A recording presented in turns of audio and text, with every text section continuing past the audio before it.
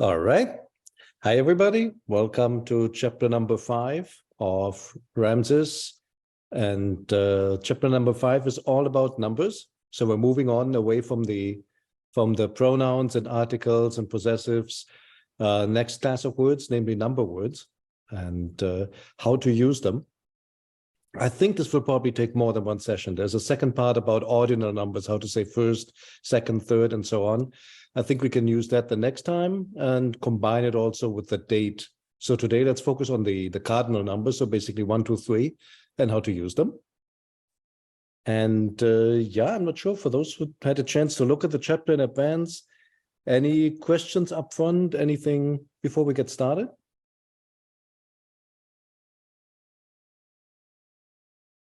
Oh, and I do have question from Peter on the chat. If somebody could send the link, I don't know if somebody could do that, it would be awesome. I'll do that. Thanks, Rasmus. That's great. All right, so let's get started then. There are quite a few new signs in this call. Some of them are more frequent. That's why I pulled them out. Just to go over them really quickly. One is the phonetic cha, so ch and aleph, very frequently used in the word 1000, which survives as sho in Coptic. So that's one you're going to see in a lot of words used phonetically and also used for the number. Another very common one is, well, this is a bit tricky. That's some kind of seed or throne. And what exactly the first consonant there is, I don't want to get into that. Isis, the way that, well, that's the way that the name of the goddess is spelled, with that character and a T and an egg, and then say with a Uraeus or cobra, or with the bird on a stick determinative for a divine name. In any case, Meveux translates or transcribes that, I should say, with an aleph. So I'll just roll with that. Aleph ST lives on as Ese. Of course, that's our Isis, or German Isis. This character, or this sign, I should say, you don't see that often. It's not really a phonetic, but the words that appears in, they basically have the shape D, N, and I. So Deni, one is Denit, or in Coptic, Dene, that's a dam. So D, N, reed leaf, T, and then this little thing, and which looks like half a cartouche. And then some kind of indication that this has to do with regulation of water, canals, and the like. So that's the word for dam. We're going to see it in another word in this chapter of Neveu. I pulled it out because you don't see it all that often. It's not like on your standard list, maybe. This one, on the other hand, is very common, ma, so M, aleph. For example, in the word mai for lion, lives on as mui in Coptic, because ma in a stressed open syllable becomes mu. So that's what happened here. Cool. Let's go on a little bit. Another super common sign, chut. So chut, the emphatic H, WT.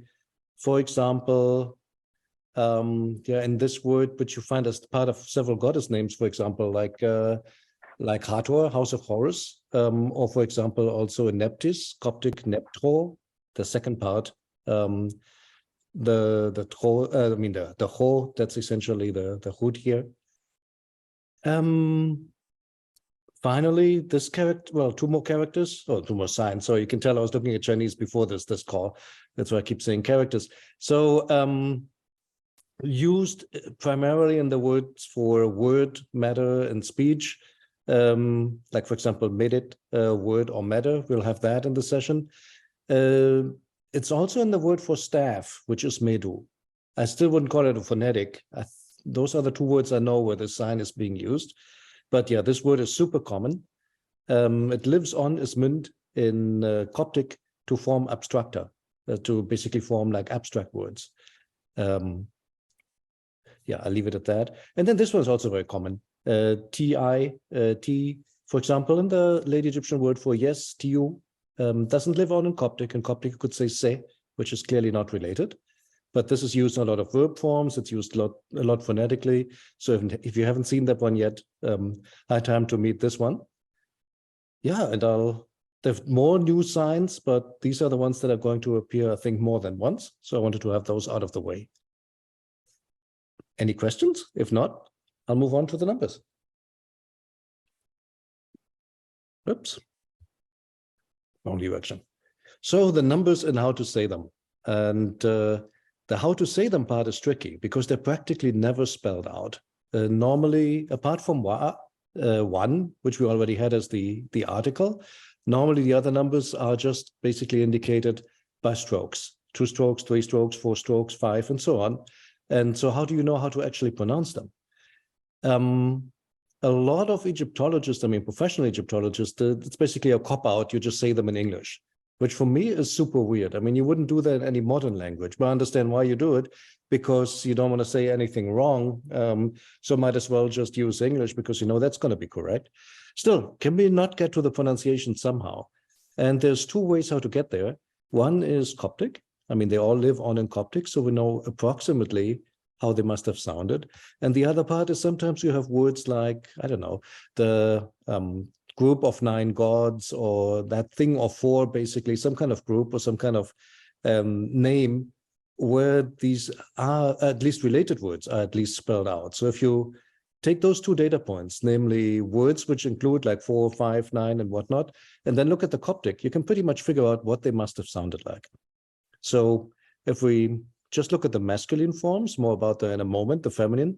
But if we just look at the masculine, it seems to have been something like wa'a, snau, chambet, no, chamte, ftau, diu, sau, sefech, chamane, sid.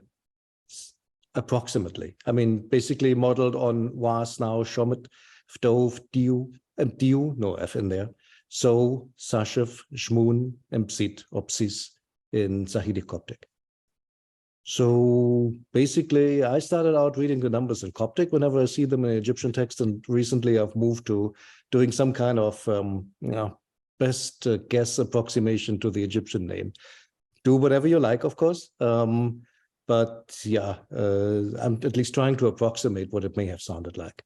Now, one little complication, they do have masculine and feminine forms. We talked about the article before, that the article basically universally is written the same way and doesn't distinguish female and male anymore. And in Coptic, it's the same. It's basically U. But the numeral still seems to have had a distinction between masculine and feminine forms. And we still have those in Coptic. So it's wa and we, snau and sinte, shomant and shomte, efto and ftoi, and so on. And we know, or we have good reasons to believe, that the same also applies in whatever dialect Late Egyptian was based on, because occasionally you do see like a little female T, feminine T, I should say, after some of the number words. Neveu has an example of that in chapter 5. We'll look at that in a moment. So it's reasonable to assume that at least in the vowels, they were slightly different. So it may be something like chamet and chamte, for like shomt and shomte, number 3, for example, and so on. So it's reasonable to assume that was there. But of course, the spelling most of the time doesn't give any indication of that. You just have the number. Now, how do you use these? In texts, you very often find it what's called list style. What I mean by that is men 3 or fish 200 or something. So first the thing that you're counting and then the number afterwards. However, in Coptic, the number is before the noun that you're counting. And you often find them also written that way in Egyptian. Not as often as list style, but it occurs quite a bit. So I'm just going to go with, in the spoken language, the number came first, with one important exception. The number 2 comes after the noun. So let's look at that a little bit. So like I said, in speech, all numbers but number 2 comes before the noun, just like in English or Spanish or whichever language you want to pick. And the only exception is snau and sinte, which comes after the noun. So it would be wa'a remich, 1 man. It would be chamet remich, 3 men, but it would be remich snau, 2 men. So that's the only exception. They don't use the dual anymore, apart from some fixed expressions, some nouns that basically use the dual like a plural, but otherwise the dual number is dead at this point in time. So you just put the number word after the noun. Now, a few interesting complications. If there is an article, the article is in the singular. So, for example, in Spanish, you would say los tres hombres, the three men, and you would use the plural article. The same in other languages that that have a plural article, which we don't have in English, but oh, you can do it with the demonstrative. So you would say this man, but these three men. And in Egyptian, you don't do that. You use the singular, which is interesting. So it would be pa Hamet Remich, not na Hamet Remich, which you may have thought from English. If it helps you, you can think about it like this three of men, if that makes some sense. So essentially, you're maybe determining the number here. Although, and that's the next thing, the article still goes, at least in the smaller numbers, goes with the gender of the noun. So it would be, that's interesting. Now I think about it. So it would be something like ta chamdet Setchime. So the three women basically. So the article in that case goes with a noun. Okay. And the whole expression is treated as a plural, is what Neveu tells us. So let's look at how that plays out. So Chamte Geratu, I should say, three daughters. Now he puts the tai in front of it. So my three daughters. How do we know the Gerate is daughters? Because there's the B1 woman at the end. So my three daughters. So as you can see, here's the gender of the my matches the rest of the expression because it's referring to three daughters. Two brothers, so sons Naui. What's happening here is so brother, two, the two comes after because that's the exception, right? And it goes in the masculine because we're talking about two male subjects. If it had been Sanet, sisters, it would be Sanet Sinte, so or Sinte. Two sisters would go into the feminine, but still come after the noun. Here's the example that Neveu gives us for feminine T in a number word. So it's not if thou four, but it is if diet or something like this. So the number four, and then the word parts, denit, which is that character I showed you a moment ago, or that sign I showed you a moment ago. If you spell it out, that also happens. It will be spelled like this, denit. So note that in this case, the number word is feminine. And then finally, on Neveu's last point, that the whole thing is treated as a plural, how can you tell? Like, for example, in this case, depu blocks, Hamet depu, three blocks, pai Hamet depu, these three blocks, but actually spelled like this three of blocks, so to say. But then when you put an adjective behind it, would have been big, or great. But if you want to make it plural, it becomes I. That lives on as oi in Coptic. And so it's the plural form here with a year at the end. So that way you know that the whole thing in their mind grammatically was a plural, as it should be, because it's multiple blocks. Okay, I'm going to pause here for a moment. That was a lot, but any questions, clarifications on this whole thing?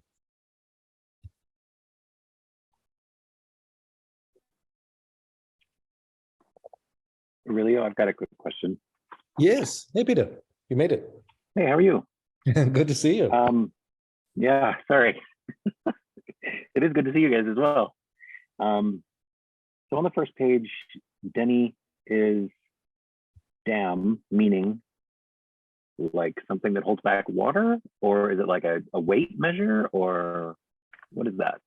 Oh, so denit, which is a different word from the word part we're just looking at. They're just spelled almost the same. I thought, but no, I'd have to look up a text. I thought it's really like a dam, not a measurement, I think. Like a dike, basically. Yeah. Okay. So not a measurement.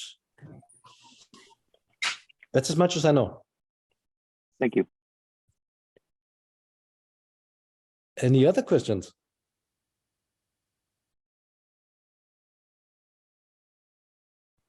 if you don't, I send them out in advance, and the version I sent out was had some errors in it. If you don't have that, you may want to jot those down because there's going to be an exercise in a moment. So let's do the counting again in Middle Egyptian and Late Egyptian. Wa'a, snau, chamet, ftau, diu, sau, sefich, chaman, psit. I'm going to ignore the female versions for a moment, but essentially you just tag on another ET at the end, right? Like always. And the T is silent at this point in time. So it would probably chamt, would become chamte, something like that. The vowels are just my best guess based on Coptic. So that the consonants are what you would find in Satzinger or what you would find in Neveu. The vowels are made up, but I think they're probably about right. Okie doke. Hope everybody had a chance. Let's try to use this. So let's start with something simple. Pamiu, the cat. So we have one cat over here. How would you say one cat in Late Egyptian?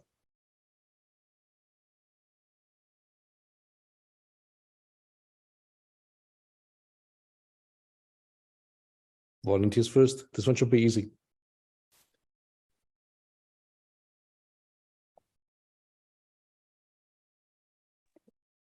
It would just be wa mu, right? Right. That's correct. Simple as that. Wamiu. That's really it. Yeah. How about we have 6 birds in this picture? I'm not exactly sure what they are. Are these geese? Are these ducks? I'm really not good at that. But let's use the general word for like fowl, which is apet, lives on as ovid in Coptic. So yeah, 6 bird or 6 waterfowl. I'll give it a shot. Sisau,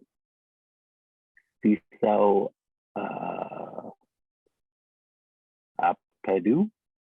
Right. I'm actually not 100% sure if the noun goes into the singular or plural afterwards. But often you see apet spelled with those plural strokes and an extra W, so I think apedu is going to fly. So let's try that. Sisau, apedu. That's right. Yeah. Well done. And then we have 4 eggs as well on top. And egg in Coptic is soche, and there is suchet in Late Egyptian. It's a female word, so ta suchet, the egg. So let's try 4 eggs.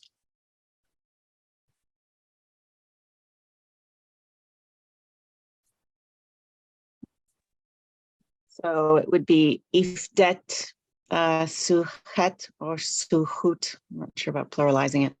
Right. Perfect. That's exactly what it is. And if you wanted to put an article in front of it, it would be ta ifdet, suhut, and so on. Tai, these 4 eggs, and so on. Yep, that's right. Perfect. How about my 2 lions here on the right-hand side? And they're pretty, aren't they? So lion is Mio. Not Mio, sorry, rubbish. That would be cat. Mai. I messed that up looking at the Coptic. So Mai, Pamai is the lion. What if we have 2 of them? Is this where the sin goes after? Is it Ma'i sin or no? Could you say that again, Chris? I missed the first part. You know, I remember reading about sin coming after the noun. I don't know if that applies here. It absolutely applies. You're absolutely right. It comes after. So Ma'i sin. That's right. Ma'i sin. Or snau. Yep, Ma'i sin. That's exactly what it is. So if you want to say the 2 lions, it will become pa mai snau. Male noun, that's why snau and not Sinti. And if you want to put the W in there, which I see from Coptic or not, essentially, yeah, transliterator's choice. I don't think there's something canonic there. Those 2 stand, of course, for, I think, yesterday and tomorrow. That's what they indicated here from the Book of the Dead. Let's see, we have a few more examples. Let's do them. Why not? Since we're at it. 4 scribes down here from the tomb of Cardinal. What do we want to say how scribe is pronounced? I'm just going to go with sech or sach. Sach. So if we have 4 of them,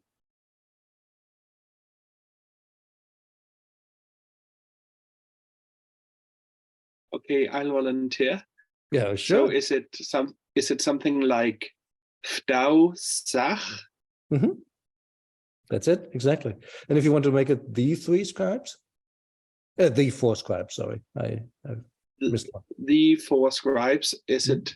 Oh, I forget which order the article. Is it Pa Fdau Sach? Perfect. That's exactly what it is. Okay. You got it. And would you use the singular article there, or would Yes. you take the na for plural? That's the interesting thing. It's a singular article, always. Yeah. Okay. So it's like the 4 of scribes, so to say. Yeah. That's the important thing to remember. Okay. How about 7 cows? I say 7 because the 8th one is a bull. It's actually indicated here. You have the word for car, bull at the back. So that would be, oh, I forgot the article. Epko in Coptic, Baka in late Egyptian. But let's just go with the 7 cows. Cow, of course, is Ihe or Ichet.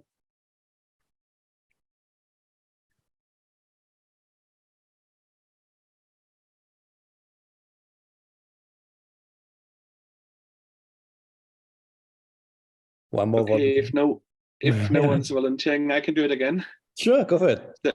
So 7 is, so is it is it like Safcho Ichet? Yeah, that's an interesting one. So I think Sefech or maybe Sefcho. Stefech.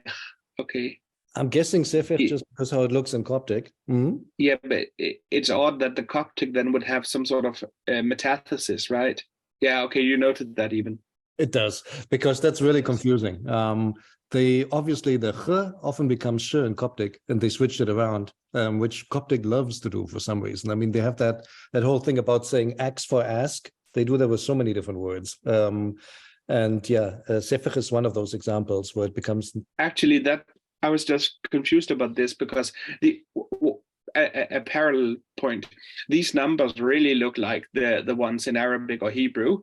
So it's a very nice place to see the relatedness of the languages. But I was curious about the 7 one because it doesn't fit really, but it fits much better if we take the metathesized, or rather the unmetathesized version, because I was comparing the Coptic. So for instance, in Arabic, it's sab'a with a B in between after the S, and B could much better be related to the F than with the shori of Coptic. So it fits much better actually. Yeah, that's nice, right? I mean, the 6, 7, and Yes. 8 really look similar. The 9 doesn't, does it? 9 is very different. No, not at all. But the 8 looks really similar. Yep. That one is the easiest one. That's very comfortable if you're, I don't know, familiar with Hebrew or something. Yeah. And then the beginning, I've looked at that before, and 1 or 2 of them, I think only 1 maybe, is similar as in Berber. But overall, the lower numbers don't really have any match with Semitic languages. So there's something else going on. So I mean, you can kind of force the 2 and 3 into matching with Hebrew. Yes. Yeah. So the masculine 2 in Hebrew is shnaim. True. So that could kind of be sinui. And the 3? No, not the 3 already. No, sorry, I was mixing up numbers. 3 is shalosh. That already doesn't match. Arba, chamesh. So then. Right. Yeah, those are completely different. I remember Gardner mentioning that the 8, like chamen, is cognate with Hebrew shmonch. Yes. Or shmone or something Shmone. like that. It's a modern Hebrew pronunciation. It's shmone. Yeah. That end H and het may have been more clearly pronounced at some point. Who knows? Right. So no, that's just so similar. You can see it, like Rasmus said. So then what do we make it our 7 cows, just to finish this up? Sorry, I think it was Sefer Ichet. That's right. Ta sefret is sefret ichet. Yes, that's right. And I'll leave it at that. Well done, everybody. So I think by now it's clear how you form the singular. If you want to do some more practice, have some more practice, I have another one, but in the interest of time, I'm just going to send that out. It's a beautiful, beautiful piece of work. And we have people in here, servants, singers, dancers, musicians. I hope I picked the right words. I did my best, although it's sometimes a bit difficult to tell what's like a temple singer and what is a musician singer and what kind of dancer, and especially what is an amphora. I went with many or minute, my best guess, because I've seen that with wine before, but no guarantees. Caveat emptor. But yeah, if you want some more practice, try to make those into with the respective numbers, and I'll just leave it at that for the moment. Hey, Aurelio, is the glyphs on the slide new? Because I've got a version that doesn't have the glyphs right next to the Yes. slide. That's right. I'll Okay, put them out okay. later. I fixed that this morning. Okay, cool. Thank you. Took me a while to figure out what I want to call these people, because I mean, for example, here you actually have 3 singers and 1 flautist, and if you look really closely, you can actually see what they're singing, which is cool. The lyrics are on top, basically. So there's a little song here in Middle Egyptian, which is actually super nifty. But yeah, oops, I don't know why it sometimes does that. It doesn't move forward. So let's talk about numbers from 10 to 19. In English, at least some of them are bugbears. Like, for example, 11 is not 1 teen or something, and 12 is not 2 teen, but we have special words for that. And that's not uncommon. You have that in a lot of Indo-European languages. Luckily, Egyptian is much more straightforward. You just take the word for 10, medu, or medit for the female version. This is how it's written, this little mark here. And then you add the numbers from basically 1 to 9 right after it. So it becomes medwa, it becomes medsnau, medchamit, and medifte or something like that. That's basically, yeah, just the 10 plus 1. 10, 1, 10, 2, 10, 3, 10, 4, and so on. Or at least that's how it looks in the writing. And that's sort of how it looks in Coptic, because in Sahidic Coptic, you actually have combining forms. So instead of having medwa, it actually is mindwe, and the female mindwe. And then instead of minsnau, it's minsnos. Then the rest is comparatively regular, although you can see that the phonetic shape changes a little bit. It's minte, it's not a mentio or something. So maybe there were slight differences in the pronunciation, as you normally get whenever, I mean, we also say 13 and not 13. So that being said, in Bohairic, if I remember correctly, they don't use combining forms. So I just go with med plus the uncombined forms, and I'll just leave the combined forms to Sahidic. I hope I'm correct there, still learning Bohairic. But yeah, in any case, those are easy to form, basically. Some of them in Coptic have feminine forms, I guess. I mean, we can go crazy here with reconstructions. In terms of how they're written, simple. Number 10 plus the numbers from 1 to 9 right after it. Okay, let's move on. 10 to 90. 10 to 90. Wouldn't it be nice if everything were like 30, 40, 50, 60, etc.? So you just take the singular and then add some kind of 10 element to it. In a lot of languages, that does not happen for the lower numbers. Like, for example, in Spanish or in Latin, we'd have 20 and 20 for 20, which doesn't look anything like 2. And you also, for example, I think in Russian, it's 40 for 50, has nothing to do with 4. So there are special number terms. 40, actually. And you even compared it to the correct 4, but 40 is 40, not 50. Did I say 50? Sorry, I meant 40. Yeah. Yes. That's right. Thank you. No problem. It's the only way. Although, actually, for a little story, that's been Sorak is a relatively recent replacement of an older term that was actually related to Chiteria. I didn't know that. That's so cool. 50 yeah. is Piat-desat, right? Piat-desat, I think. Yeah, you're right. 50. But been over 20 years. Thank you, sir. I appreciate it. All right. Yeah, why am I weighing in on Russian? That's it. So yeah, Pятьдесят said simple, right? 5, 10, basically, 50, but not for the number 40. And you have something similar here in late Egyptian. So Medu is 10. Something like Juti is 20. Jod in Coptic, I think. I hope I didn't do metastasis here myself. I've seen the theory that this is a dual of Medu, so I put that little M here with a big question mark. I take no stance on that, but just want to share that I've seen that before, because a lot of other number 2s are formed as duals, so it's kind of reasonable.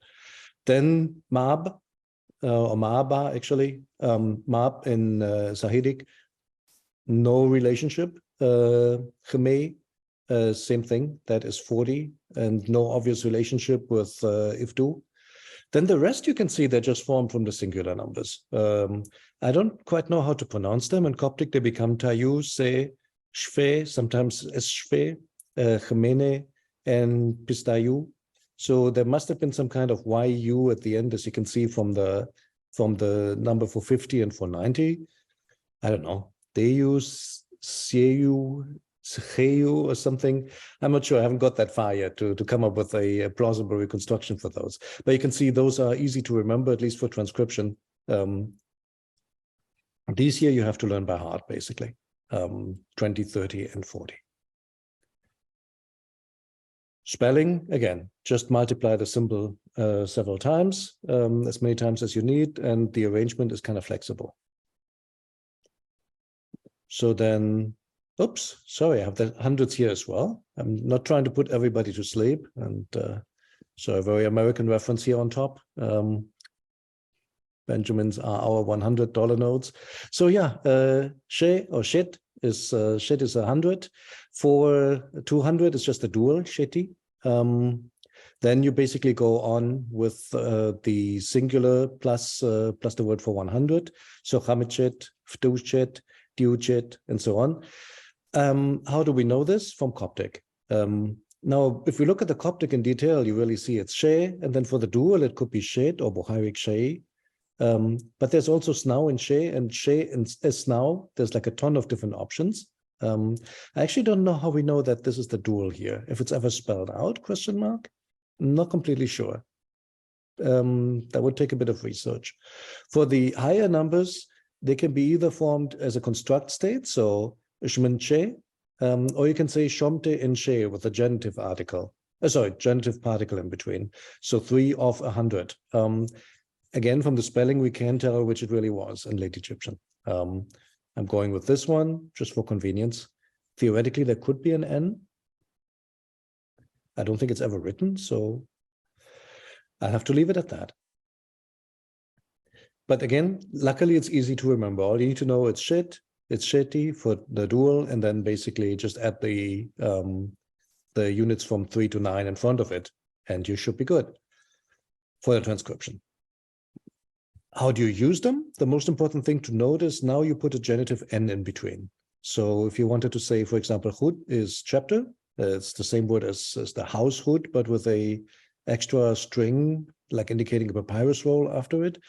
And if you wanted to say 30 chapters, it's not Ma'aba hud, but it's Ma'aba en hud.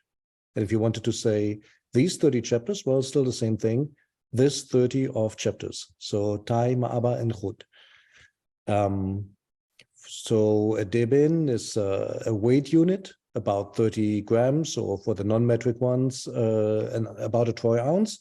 So basically, deben of chamet, deben of copper, 150 deben of copper. So basically, shetiu, I don't know. That now gets tricky. The word for 50, whatever it is. Shetiu and deben chamet. And then if you put a demonstrative in front, it becomes pi shit dieu and deben chabet.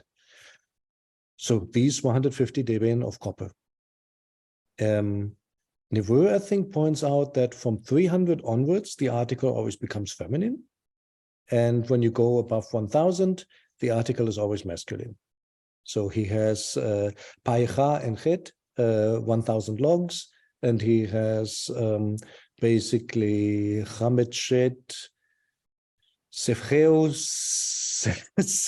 in nature, 377 gods. So doing my best here with the numbers. That's really the main thing to remember. Any questions so far?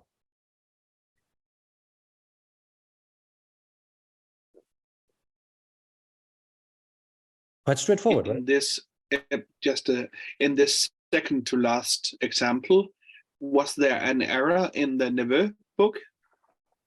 Because it seemed to me that the example in the Neveu's book said 367.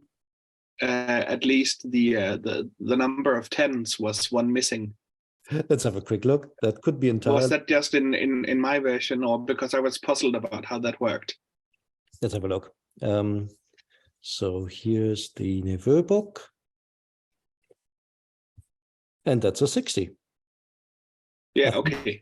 It's a typo. I couldn't make 70 out of that. I thought perhaps Nope. I just didn't figure out how the tens worked, but okay, Yeah. it's just an error.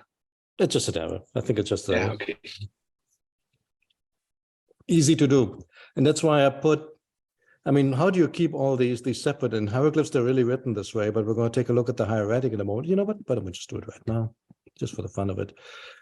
How they're actually written in hieratic. And when you go with the lower numbers, you really do the individual strokes. But when you come to like numbers higher than 5, they use some kind of abbreviation. So like 5 becomes that kind of angle thing, which is basically the first row, and then some sort of indication of the second, I'm guessing.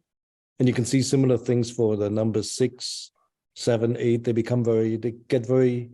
have very characteristic shapes, especially the number 9.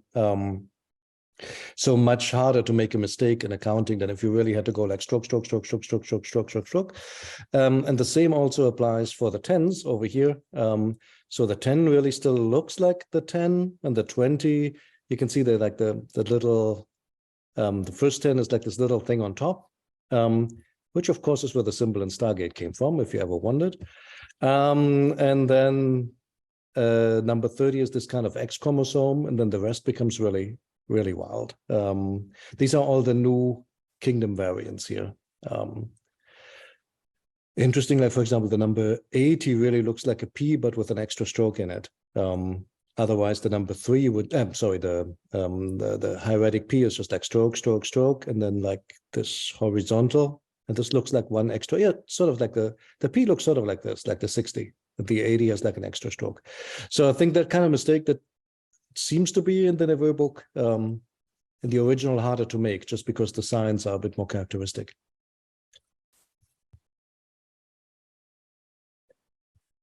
Okie doke.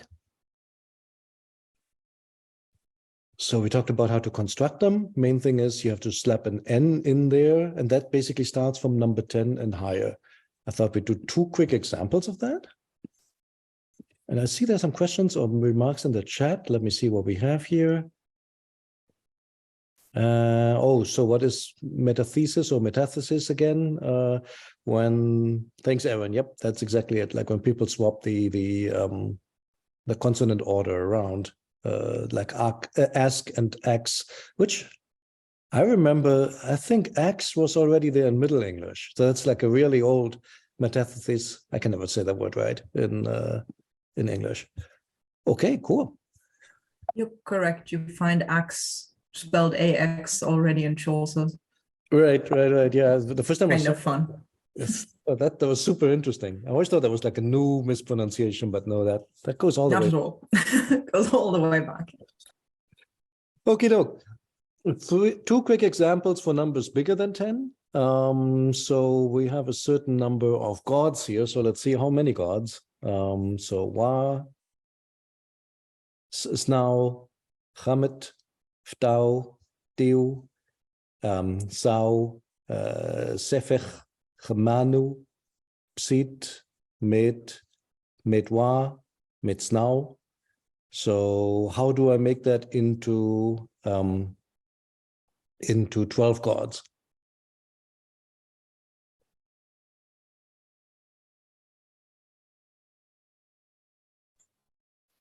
Give it a try.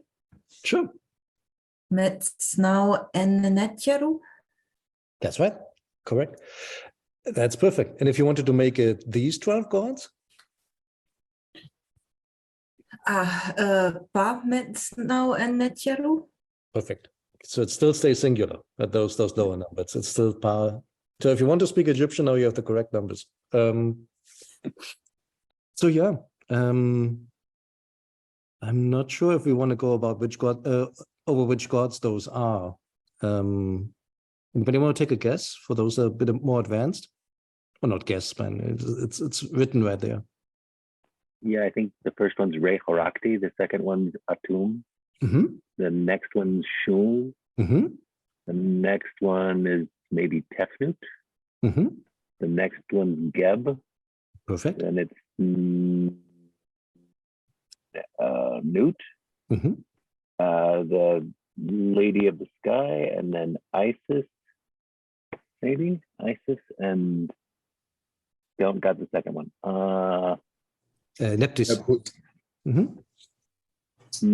Okay, and then we've got Horus, and then we've got Hathor, and then, I don't know. Those two are less common. Anybody else? Yeah, that's C and Hu. Those are the two gods who accompany Ray when he's on the bark, on the sun bark, in the duat.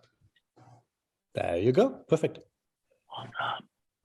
All This right. is from Well the Papyrus of Annie, where Thoth is wearing the heart of Annie.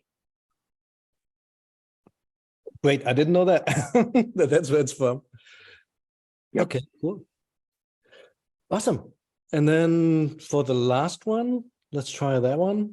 13 trees. You don't have to count them. No, it's not 13. I think it's 17.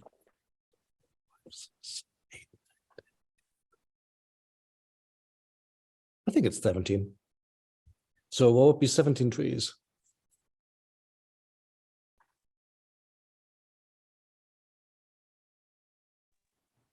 Is it Med Sefechu? I probably said it in Right. Village of Med Sefechu. Yeah. I think so. Something like Medu Sefecho. I don't know if the W was still pronounced or not. Who knows? So that's, yeah. That's right. And then basically, and how does it go on? And 17 trees? So we say Medu Sefechu ni Shenu? Shenu. Oh no, these trees. Shenu. No, that's right. That's that correct? Okay. I think in Shenu would be correct. Yeah, that's right. The important thing is the genitive marker in between. And I'm not sure if these trees are really called Shenu. If somebody knows, let me know, because these are more like palm trees. And there's several different specific words for trees, like fruit-bearing trees and whatnot. I picked this one because it's the most common one you'll probably see for trees. So if I got my botany wrong in Egyptian, apologies. I think the date palm can also be called Benir, and Yes. I think Mama, something like that. Mama is another one. I think. The first one I know, the second one I don't, but that's on me. So yeah, there are tons of different words. Also, when it comes to like vessels, vases, and so on, picking the right one when we don't really necessarily know, kind of hard. But yeah, let's just roll with it for the numbers exercise. Okay, cool. So, hope I haven't talked everybody to sleep yet. To infinity and beyond, the higher numbers, really quick on those. So, Cha is the number 4,000. It comes Sho in Sahidic, Coptic. Then for the higher numbers, they just go Sho Snau, Shim Cho, so like 3,000. Or you could also say Shomt and Sho, 3 of 1,000, and so on, if Do and Sho and whatnot. So I'm assuming that's how they went in later Egyptian or late Egyptian. I don't think we see them spelled out, but it's reasonable to assume that they work the same way as they worked in Coptic. So maybe Chasnau, Cha, sorry, got confused here about the inversion. It also happens at the higher numbers, right? It's now Cha, but it is Chasnau. Assuming it was formed the same way as Coptic, and so on. Chemtra or maybe Chemt and Cha, who knows? and so on. Then there is a separate word for 10,000, just like, for example, in Chinese. So you have jeba or twa, tuba in Coptic. And in Coptic, again, it goes on as tebas now, shom teba, and so on. So for 30,000, let's assume the same for Coptic and for Late Egyptian. There are separate words for 100,000 and for 1,000,000, although that could also be just figuratively a very large number. These don't have descendants. In Coptic, when you go on, if you want to say 100,000, you basically just do 10,000s. 1,000,000 would be 110,000s, again, just following the Chinese examples. I mean, just the same phenomenon is what I'm trying to say. In Egyptian, you have these, you have the higher units. Okie doke. And I think that's really a question about this. Yeah, go ahead. Go back. So if Ha Senui is 2,000, how would you say 1,002? Oh, that's a really good question. That's a really good question. In Coptic, you help yourself with just putting the word "and" in between. So 2002, pretty much like in English. Excuse me. Now, did they do the same thing in Late Egyptian? It would be reasonable to avoid misunderstandings, but I really don't know. It's never spelled out. So Ha Chana Senui? Yeah, or maybe whatever the equivalent would have been. I mean, maybe Chana, maybe in Coptic it's basically Nim or Min. There would be Irm, but how do you pronounce that again? The predecessor of the Coptic one, Irm something. It's that weird group spelling thing. Oh yeah, Irm. Yeah, that's it. Irm, thank you. Just trying to get a vowel in there somehow, but yeah, Irm, and it does have that extra W there at the end. So Irm. There's another one, MD, but that becomes Ente in Coptic. So I don't think it's that one. Maybe it's just Rena. But I mean, now we're completely in territory of speculation, but I would imagine something like this to make it working. I think 2002. It's a really good question. Maybe they did it that way. But we have no indication if they ever used the word for width for numbers. They do in Coptic. And sometimes it can be optional, just like in English, where you can also go like, what is it, like 2,202 or 2,202? Yeah, good point. So much we don't know. At least we're in somewhat better shape than Sumerian, where it's really hard to say anything about the numbers above 10. It becomes messy. Okie doke. More questions? So is that a tadpole that's 100,000? I thought there was a tadpole. Yeah, it's some kind of. At least that's what I've seen before as interpretation. That's supposed to be a tadpole. Cute, huh? Just yeah, that is. And why? I have no idea. I have no idea what Reffen means, and I have no idea if it has anything to do with tadpoles. I've seen the interpretation because there's a lot of tadpoles. I mean, I don't know that. Those kind of etymologies you get a lot for complex writing systems. I never know how much stock to put in them. Oh my God, we have a whole bunch of example sentences I completely forgot about. Let's get into those real quick. Okie doke. How do we want to do it? Does everybody want to take one?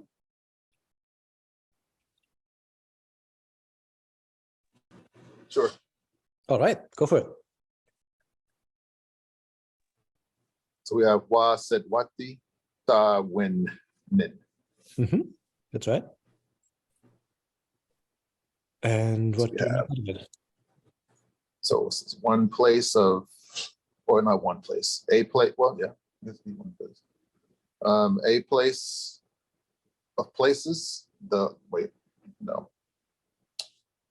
have a place. Let's see. Window is to open. So it's really hard without context. So I try to gloss something like the place of places, something like that. Comes out on the fly.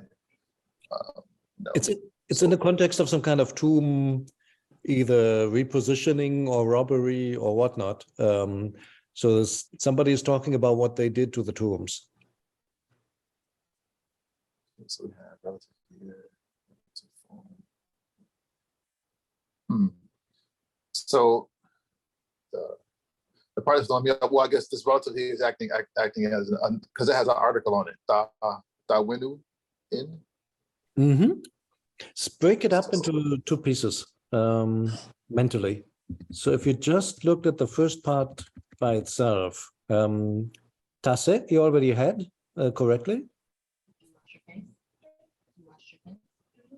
So the only place, right, only one place. Mm-hmm. That's right. only one place, okay.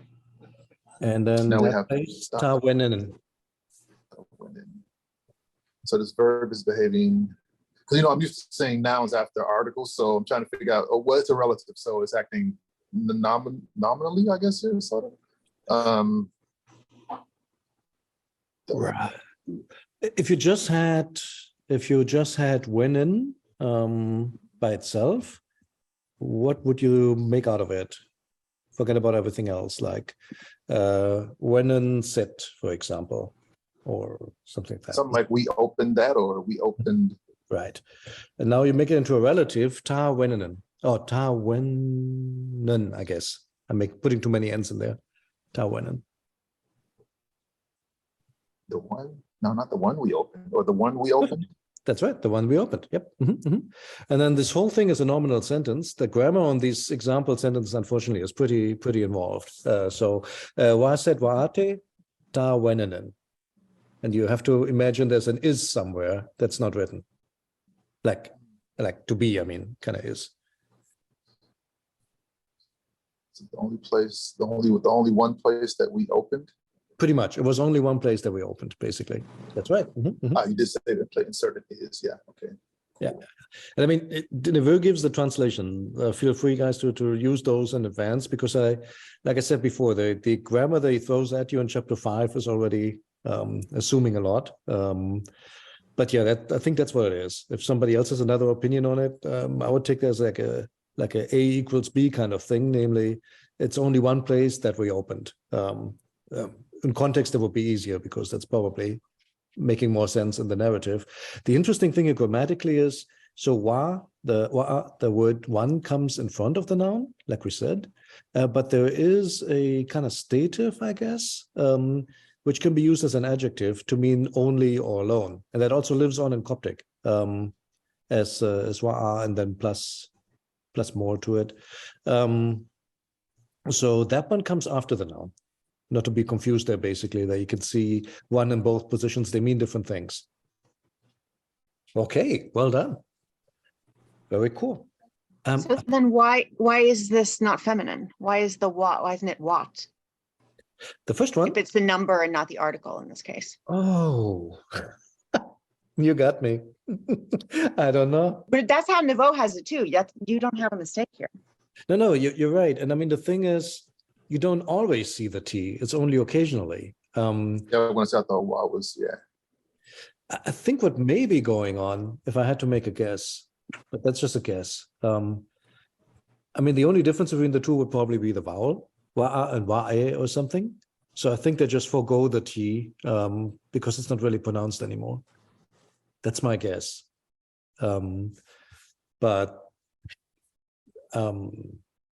Yeah, that's the best I have.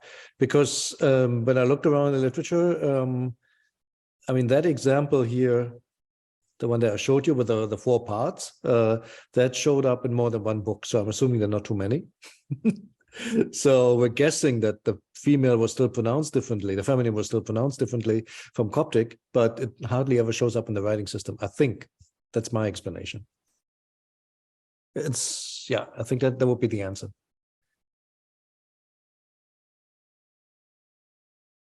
It probably was there in pronunciation. All right. Should we do one more? I think then we have to break because the Sumerians are about to come on. Here's another one. Anybody